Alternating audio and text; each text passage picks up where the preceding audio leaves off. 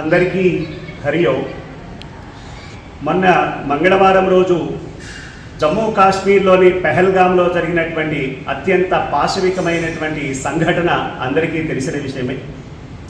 పాపం అమాయకులైనటువంటి మన భారతీయులు భారతదేశంలో అనేక ప్రాంతాల నుండి మన దేశంలో అంతర్భాగమైనటువంటి జమ్మూ కాశ్మీర్లోని పెహల్గాంకి యాత్రికులుగా వెళ్ళినటువంటి సామాన్యులను పొట్టలు పెట్టుకున్నటువంటి సంఘటన మనందరి హృదయాలను కూడా కలిసివేస్తూ ఉంది.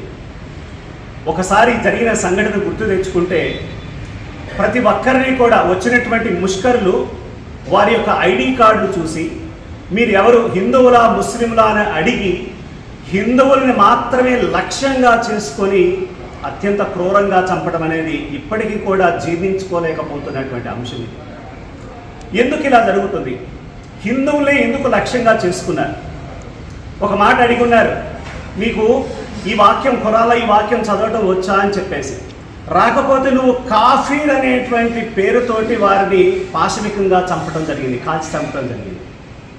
నేను అనుకుంటాను, ఎదుటి వ్యక్తిలో భగవంతుణ్ణి చూడలేని వాడు కాఫీర్ అవుతాడు, కానీ పాపం సామాన్యులైనటువంటి వీరు కాఫీర్ కాదు. హిందూ సమాజం, భారతదేశంలో ఉన్నటువంటి మానవత్వం ఉన్నటువంటి హృదయం ఉన్నటువంటి ప్రతి వ్యక్తి కూడా ఈ విషయాన్ని ఖండించాలి. ముఖ్యంగా ఆంధ్రప్రదేశ్లోని మన కడప జిల్లాలో మానవత్వం ఉన్నటువంటి హృదయం ఉన్న ప్రతి వ్యక్తి కూడా రేపు 25వ తేదీ శుక్రవారం సాయంత్రము మన కడప నడిబొడ్డున Koti Reddy circle state guest house నుండి 7 రోడ్ల కూడలి వరకు కూడా ఈ దుర్ఘటనలో ఈ సంఘటనలో అమరులైనటువంటి వారందరి ఆత్మకు శాంతి చేకూరాలని, వారి యొక్క కుటుంబాలకు మనం ప్రగాఢ సానుభూతిని తెలియచేస్తూ, అదేవిధంగా ఏ సిద్ధాంతం అయితే ఈ ముష్కరులను ప్రేరేపించిందో, ఏ భావజాలం అయితే ఈ ముష్కరులను ఇటువంటి క్రూరమైన చర్యకు ప్రేరేపించిందో దాని మూలాన్ని కూడా మనం ప్రశ్నించవలసినటువంటి అవసరం ఉంది. ఎందుకంటే కొంతమంది అమాయకులైనటువంటి కాశ్మీరీ యువత లేనిపోని భావజాలానికి, విషపూరితమైన భావజాలానికి ఆకర్షితులయ్యి ఆ భావజాలంతో నువ్వు కాఫీర్ అని కాల్చి చంపున్నాడు. నేను అనుకుంటాను, ఈ భావజాలం ఈ సిద్ధాంతం బోధిస్తున్నటువంటి పెద్దలందరూ కూడా మీరు ఆలోచించాలి.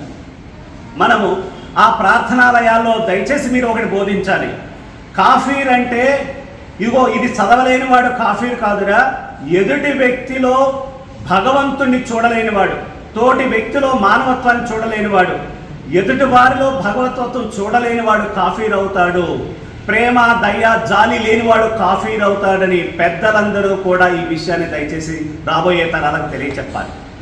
మన కడప జిల్లాలో ఉన్నటువంటి ప్రతి గ్రామాన ప్రతి హిందూ బంధువు, ప్రతి కుటుంబము, కడపలో నగరంలో ఉన్నటువంటి ప్రతి బంధువు కూడా ఇది ఈరోజు ఈ 28 జరిగిన ఘటన రేపు మనకు జరగవచ్చు.